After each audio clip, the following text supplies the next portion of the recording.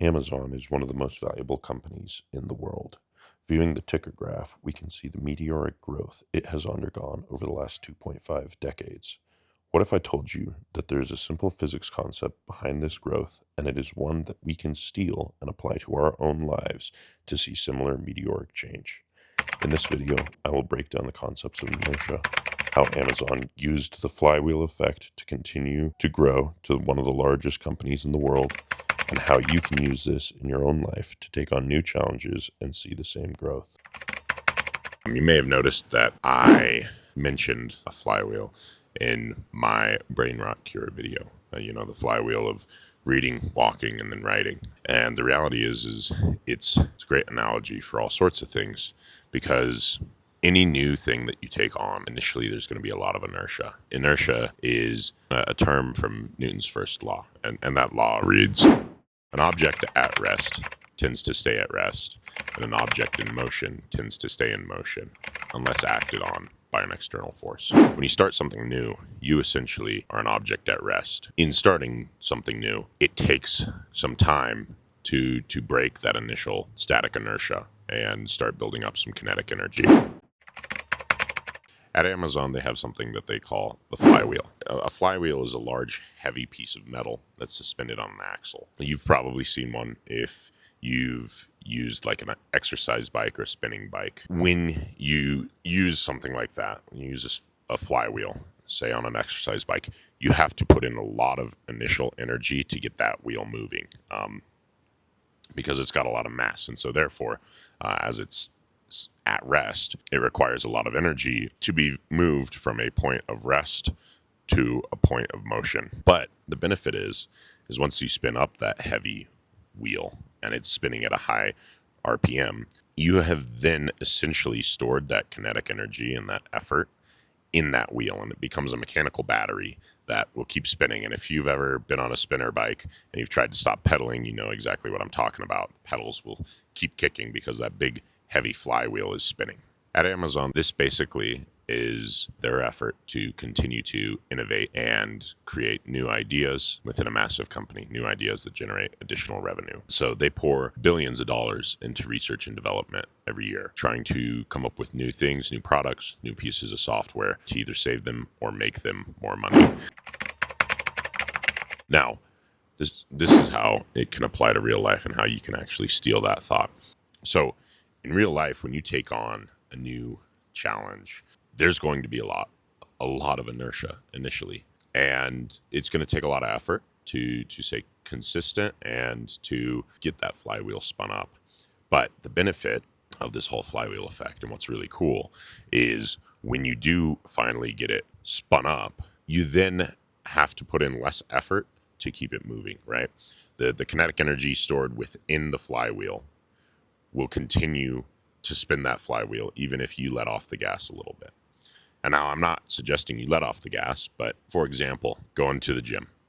If you start going to the gym, initially you're going to experience a lot of resistance, right? You're going to be very sore. For me, I know that if I've been out of the gym for several months and I'm going back, I have some insecurities where, what if I've lost strength, or what if I'm just not good enough? And those are all forms of resistance. That's that initial static inertia that you have to break. After you've been going to the gym consistently for maybe a week, you start to feel a little bit better, still sore, but you're starting to get excited about being back in the gym. And once you've been going for a month or two, the thought of not going to the gym becomes the thought that causes resistance, not the other way around. And then the other nice thing is, in say 2 months, you've got that flywheel spun up. If you have something that comes up, I got married this last weekend. Obviously, the day of my wedding, I didn't have time to go to the gym, but I had built up a bunch of stored kinetic inertia within my flywheel, the gym flywheel. And so not hitting the gym one day is not going to kill me. I'm not going to lose my sick gains. The other cool thing about this analogy is, when you think about it, almost anything can be a flywheel, just on different time horizons. I left my mechanical engineering job 3 years ago with the goal to pursue a career within the computer science field. And It's been 3 years, and I will be starting grad school here shortly, study computer science with the hopes of pursuing a PhD within computer architecture. That is a flywheel that's taken 3 years to spin up, and it now finally feels like there's some momentum behind it. But that was an example of a flywheel that took a long time to get up to speed and to get working. So these things can be of all shapes and sizes. You can even think about it when you're out on a run or a ride. The first 10 minutes, at least for me, are always kind of the hardest. And then once you're warm and you're rearing to go, you've pushed through that sort of initial inertia, and it becomes a lot easier, I feel, to continue on. So I think the biggest thing with this thinking is it's one of the things that's helped me kind of reshape how I think about hard things, right? So I think when I go to do something hard, there's a bunch of initial inertia and maybe even doubt of like, oh, can I do this? And now what I do is I tell myself, well, this is just spinning up the flywheel. Like, yeah, it seems really difficult and challenging right now, but you just have to put in enough kinetic energy to get that flywheel spun up. And once you're there, you're going to look back at this, and the regular things right now that seem really hard are going to feel a lot easier. And so that can help you reshape kind of your thinking around hard things. When you experience resistance, it's a good thing because it means that you're putting in the effort to actually get that wheel spun up, and it's going to get easier over time. Yeah, I don't know. That's something that I've just been thinking about a lot, and I think it's a helpful way to frame your thoughts. It's a way that I follow, thinking about things as these flywheels where you put in energy and then ultimately you get energy back out from it, makes challenging things a bit more easy. And so it in turn makes it easier to do hard things. So those are my thoughts. If I could leave you with something actionable, try to figure out something in your life where you feel like there's some resistance, and try to examine whether that's a flywheel that you're spinning up. And if it is, then give yourself some credit because it's hard work to initially spin that up. And once you do get it spun up, congratulations. I'm rooting for you.